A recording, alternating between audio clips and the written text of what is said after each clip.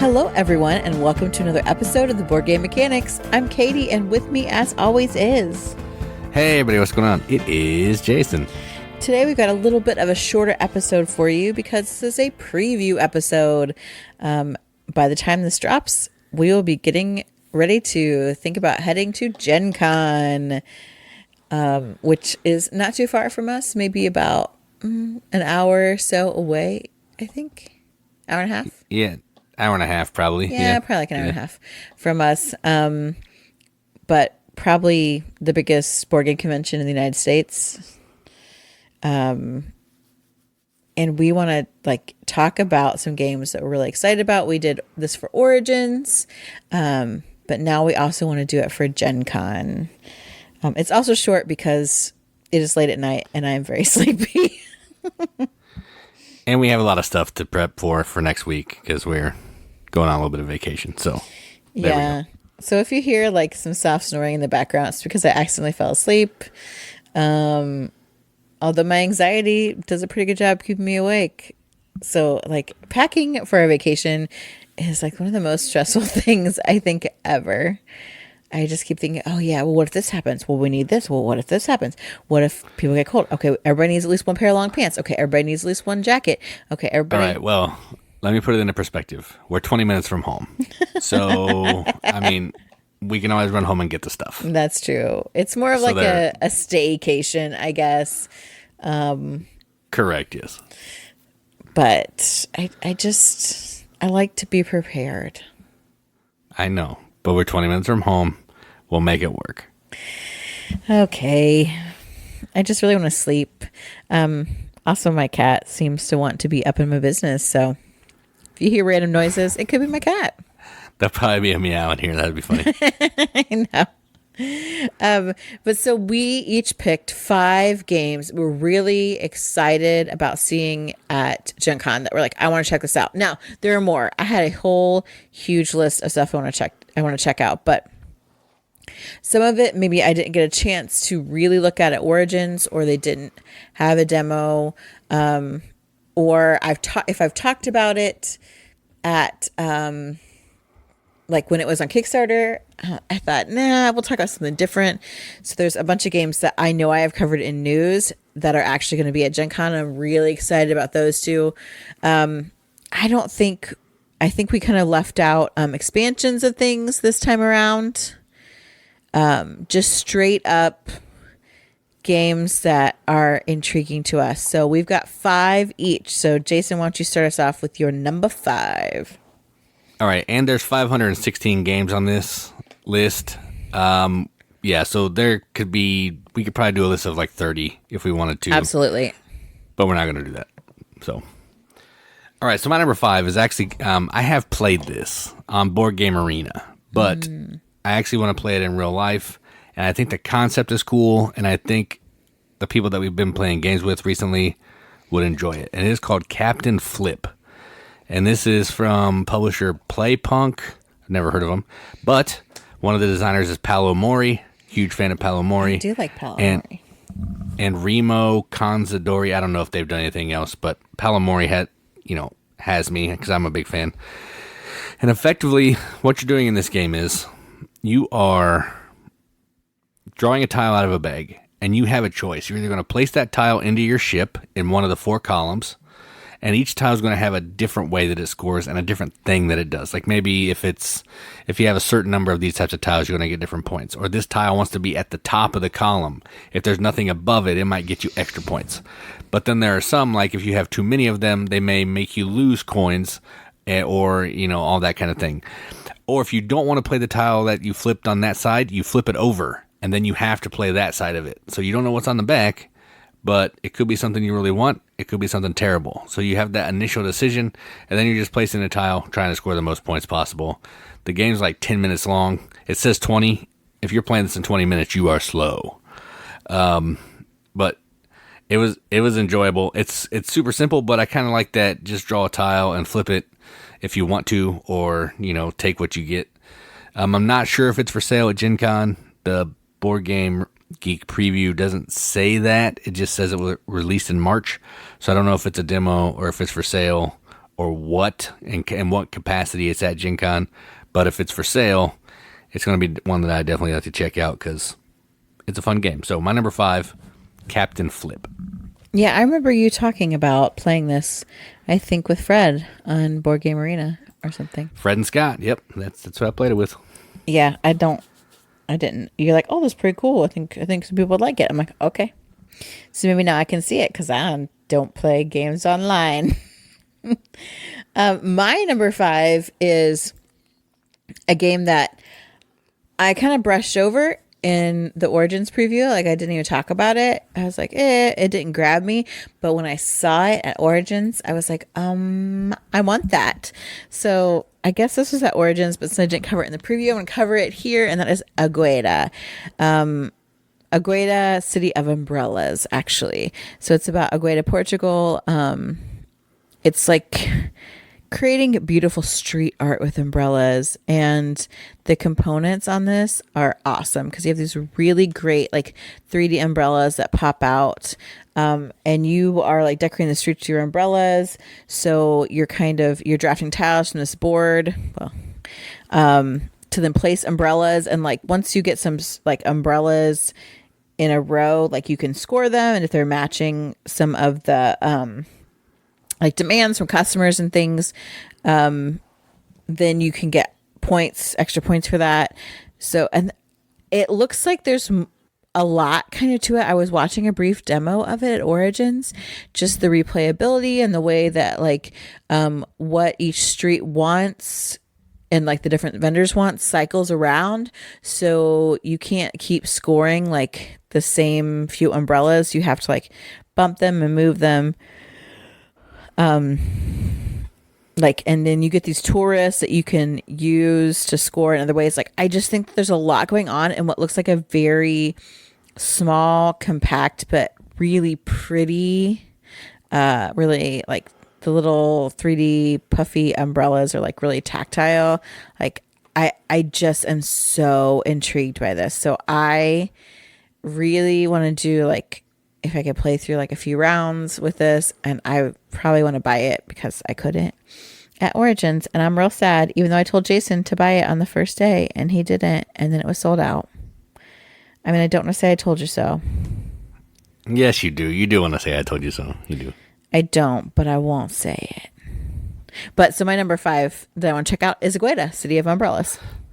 Yeah, that one is definitely one we should have bought before. I agree with you. Thank you. All right, so my number 4, there's not a ton of information on it, but we saw, I think you saw it, the box at Origins. They just had a box set up to look at. I don't even know if they were doing demos. They were kind of just showing it off. And it is called Hi-Fi. And this is from Smirk and Dagger, designed by Andre Teruya Eichenberg. And the reason that I'm interested in this, I'm a huge fan of games that are about music. Any kind of music, bands, whatever. Well, this game is basically, you open up the box and it looks like a record player, and somehow that's used in the game. And the what else you're trying to do in the game is you're trying to play these cards that are like wavelength files, like you're playing guitar and bass, singing, and you're trying to make these songs with these cards in this like common board area. There's not a lot of information about it, but it looks fantastic. It's got amazing components. The way that the box opens up to look like the record player that I think you actually do use in the game, like the record spins and it's got like some rondelle actions on it. It's amazing looking. It says this is for sale, $40, which is not bad. $40 for a big box game, you know, that kind of has me. But it's an area majority, some hand management. Just trying to outscore everybody by playing some cool sound waves. I don't know if that's what the game is, but that's what it looks like. And it had me at the record and the music theme. So my number 4 is Hi-Fi from Smirk and Dagger. Yeah, Jason loves a good gimmick. And I love gimmicks. Yeah. That box being used is cool. My number 4 is a game that I picked based on cuteness. And well, I don't say based on cuteness. It is super cute looking. It's designed by Eric M. Lang, but it's being published by Buffalo Games, and I am such a big fan of Buffalo. They've done some really great stuff. I mean, normally the stuff from Buffalo we get is done by a different Phil Walker Harding. Phil Walker Harding, who I fully support. Eric M. Lang usually doesn't do more lighthearted games, so I think it's really interesting. But the game I want to look at is I Heart Manatees. Because I do heart manatees. It all started when I was in 3rd grade. And I was in this class for Smart Kids. And as a class, we adopted a manatee to like help save them in Florida because they get run over by boats because they're just slow and sweet, right? They're adorable. They're like my spirit animals.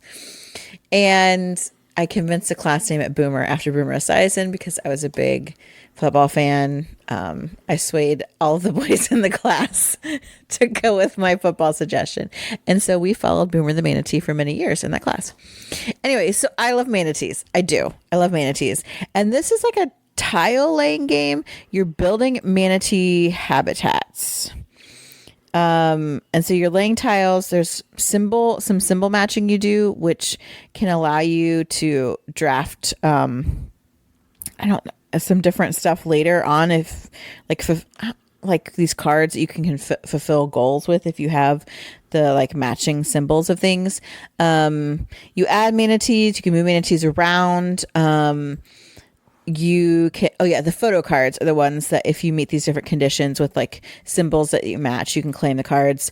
The manatees can mate and you can have more manatees. And then also there's like a bull shark that sabotages other manatees, which I think is really sad. And I would never want to send a bull shark to someone else's manatee habitat, even if I wanted to win. But, I love manatees. And so I think a little game about manatees, a little tile laying game is so cute. And I'm so excited about it. So my number 4 is I Heart Manatees from Buffalo Games. I mean, it's Buffalo, so it's probably good. I mean, they have a pretty good track record. Yeah, I think so. All right, so my number 3 is a really manly game. Super manly theme. And, and it is Hello Kitty Day at the Park. And honestly, the reason this is on my list, well, 1, Hello Kitty's pretty big in our house. But 2, it's designed by Roberta Taylor, who has done a lot of kids' table board games, Maple Valley, Creature Comforts, Cafe Barras. So, I like a lot of her stuff. Yeah. So that kind of sucked me in here. And effectively what you're doing in this game, and it's not for sale, it's just for demo. But what you're doing in this game is you're playing tiles to build this park. And you're trying to collect different icons to give to the people from the Hello Kitty world. Like I think they're maybe bats. Picnicking. No, go ahead. Aren't they picnicking or something? Or they're doing things at the park. I covered this when it was on they're like Kickstarter. cleaning up the park or something. Yeah. But basically you're playing tiles and you're trying to collect these different tokens like flowers and sunshine. And you're trying to fulfill the needs of the different characters. Like maybe Bats wants, rain clouds and anger. So if you can get those tokens, you can turn it in and you score some points for Bats. That's the gist of the game. Basically, there's some cards that give you some special abilities and things. But it's a kid's game. It says kid's game right on it. So I think it would definitely be one that our youngest would like, but also that has enough going on that we would like to play it too. And Hello Kitty's adorable. You can't go wrong with that theme for a game. So my number 3, Hello Kitty Day at the Park from Maestro Media. Demo only. My next one, there's not a lot about, but the name sold me, and it's so cute. And it's called Watches and Clocks of Hickory Docks. So we have Hickory Dickory, which I really enjoy, has gimmick of the clock hands. And I'm like, oh, is this like a continue on or whatever? No, it's its own game. This is from Elf Creek Games. The designer is Robert Fisk. I don't know anything about Robert Fisk. Sorry. No idea. Never heard of him. Robert listens to us anyway. But it's so cute. So in this, you are mice clockmakers. because why not? So you're industrious mice. You're building and like marketing your timepieces. So you want to like build quickly. So I guess it says there's time track management in this. That's like Thebes and stuff. Yeah. But like you don't want to build too quickly because like your clocks won't impress collectors because you want to make sure that they're quality, but you also want to get some done. And so then like you there's like a newly built clock tower and you're trying to get, I think that's like the end goal is like to be the one that has the clock on top of the new clock tower, whatever.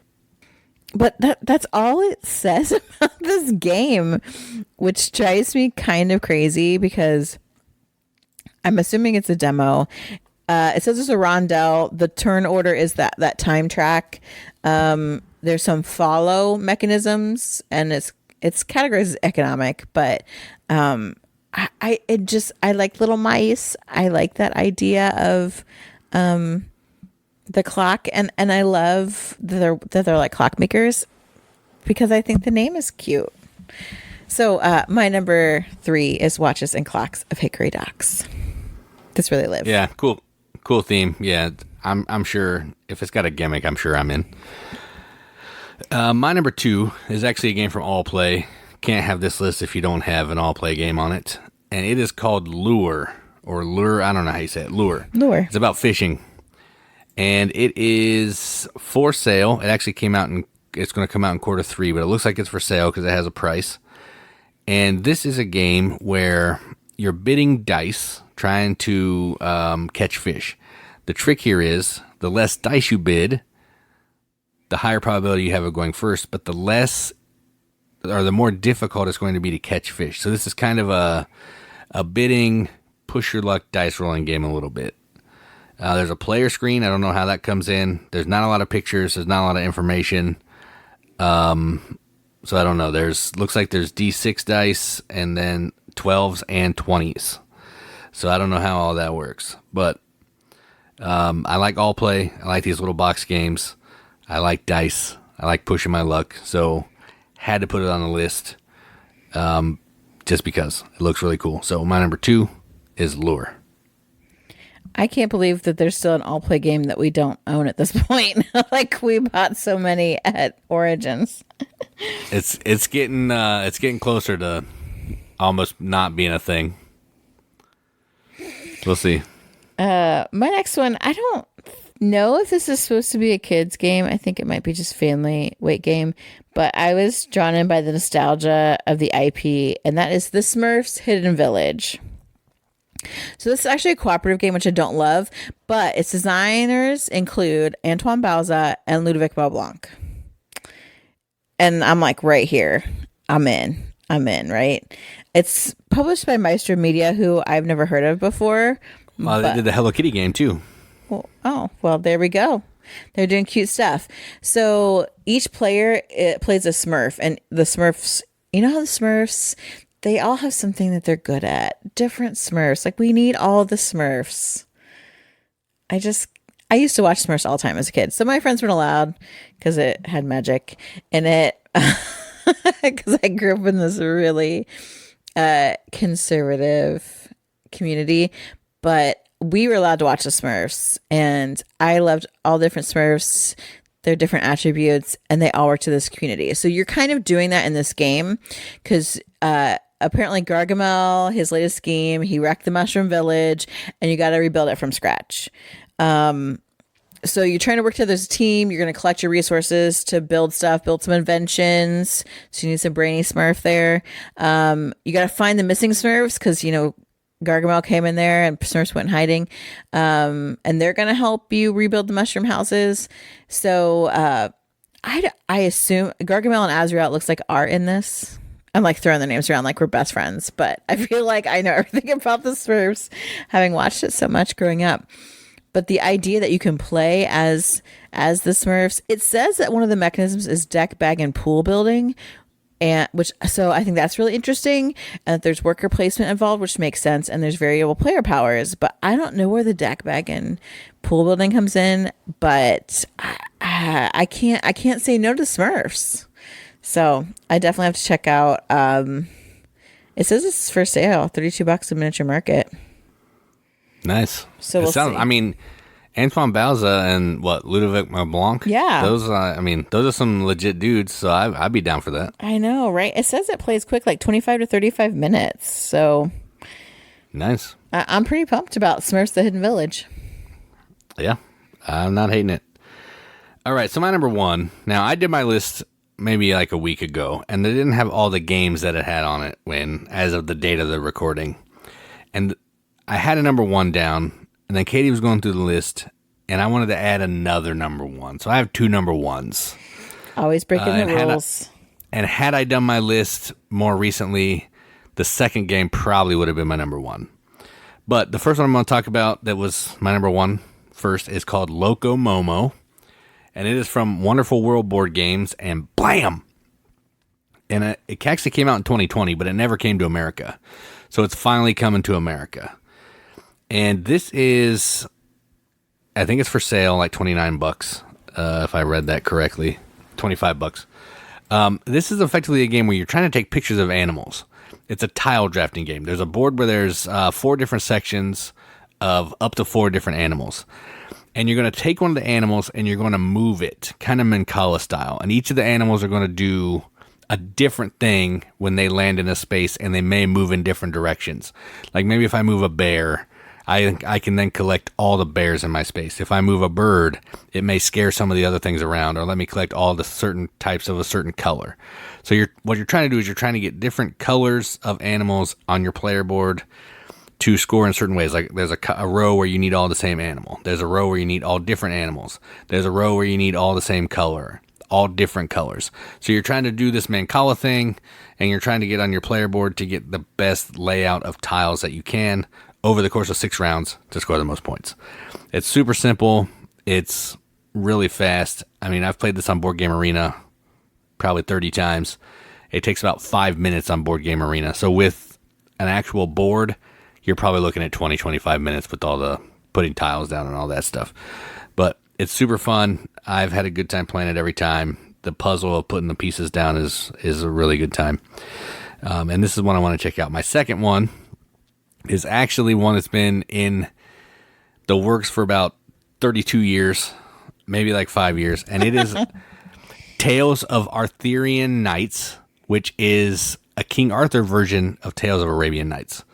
It's from Wizkids. I don't know if it's for sale. I didn't pull that piece up because I had Loco Momo pulled up.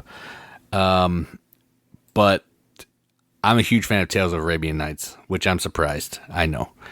And this Arthurian one, if it's going to be similar vibe to Tales of Arabian Nights with the crazy stories and all that stuff that's going on, I'm in. Looks like it's demo. Comes out in November. If it's just Arthurian stories, still moving around the map, still doing all the things that Tales of Arabian Nights does, I'm in. More story, more silliness, more fun. I mean, what's not to like there? So that's probably my real number one, had I done the list later, but I'm doing Loco Momo and Tales of Arthurian Nights. So there we go. Always breaking the rules, Jason. But I knew you'd be excited about that when I saw it. I'm like, wait a minute. I think this is what I think it is. My number one is, I think, one of the first ones on the list that I was looking at. And it's because the artwork grabbed me. And it's like not really pretty artwork. It's kind of looks like old and busted a little bit. I mean, it's not like my boy's artwork. I mean, no one can quite be Clemens Franz. But it's got this old style, and I was like, Ada's Dream. That's interesting. And then the tagline caught me. Collect dice from the workshop Rondell to manipulate on your personal engine board. Everything about that says yes for Katie. I mean, I'm like, so many things sound great. So it's about Ada Lovelace, who helped build the first computer. And so like you're really kind of helping her fulfill her dream, this alternate like history, like a Euro game. So you're taking dice from this workshop rondel, and you're going to do things with Ada, like you're going to give lectures in institutions, you're going to travel around, you're going to complete these assignments that she's given you. And so you're adding dice to your player board to like in these gears and programs to kind of get this like blueprint going, this engine building going. And it's like literal engine building, like inside the engine of the first computer, which I find very interesting. It's like got this big A like central board too, dice coming out in different connections. I love using dice like in that way. You got your own study and cards and like program. I mean, it looks like a house. There's stuff everywhere, but it really has like that old school, like ugly Euro look to it that we really love in a game. Like every game I've had that looks this way is going to be awesome. The play time says 90 to 120 minutes. That sounds about right. This is from Alley Cat Games. The weight says 3.8, so it's pretty complex out of a 5. I don't know a lot about this, but it is speaking to me on all the levels: tech trees, rondel, hand management, dice rolling. That's awesome. Empowered woman. I mean, it says it's on sale at Miniature Market. I'm gonna buy this sucker. Yeah, I think it just released on Kickstarter maybe not that long ago. I'm not sure. People have been talking about it recently though. It looks dope. It's from Alley Cat Games. I don't know a ton about them, but Ada's Dream is speaking to me, and that's why it's my number 1 on my list. Yeah, that one sounds good. It does sound good. I mean, again, there's so many that could be on this list. Oh my god! I had 6. Katie had 5, so we technically had 11, but there could be hundreds. Yeah, because there were several that I covered. I'm like, oh yeah, like Luthier. Okay, I've been excited about that game since they just showed the box cover art, and that was it. 2 years ago. 2 years ago, right? Like I talked about Fromage when it was on Kickstarter, like your cheese building empire. Hello, that's gonna be so great. That's gonna be there. One called Stock Market, where it's about the stock market, but this one is a stock market, where STALK, where you like flowers and seeds and stuff are stocks. STOCKS. I don't even know if I spelled those words right because my brain is not functioning. But that, I mean, there's just a ton. There's an expansion to Merchant of the Dark Road that sounded really good. Right. Rock Hard 1977 is going to be there. That's what it's releasing. Right. Several, first time. Yeah, several on there that we have covered that are going to be there releasing. And I'm like, oh yeah, those look so good. So I could have brought up like just a ton of games, some that there's just not enough information. Even there's a Sherlock Holmes deduction game, which y'all know that is my man. But there just wasn't enough for me to tell like what it was going to be like. So I didn't cover it. So there is going to be a ton of stuff there at GenCon. We're just going, I think one day we're going to make it hopefully there. So if you know something that's going to be there that you're super excited about, tell us, because we would love to check it out too, because there is a ton, like Jason said, over 500 games on the preview list that BGG dropped, and I'm sure they're adding to it all the time. And just, I love it when we go there and just stuff pops up and I'm like, oh, that's so good. Like out of nowhere. That happened at Origins too. Or like, I didn't know about this game. I didn't think anything about this game, or like, oh, I saw it, but whatever. And we play it or we demo it. And we're like, yes, we have to get this, or this game is so good. So please fill us in on what you're excited about at Gen Con, or fill us in if you're going to be there, because we'd love to see you. It's true. Yeah, I'm sure there'll be some people there that we know. Since it's in basically our neck of the woods, kind of. It is.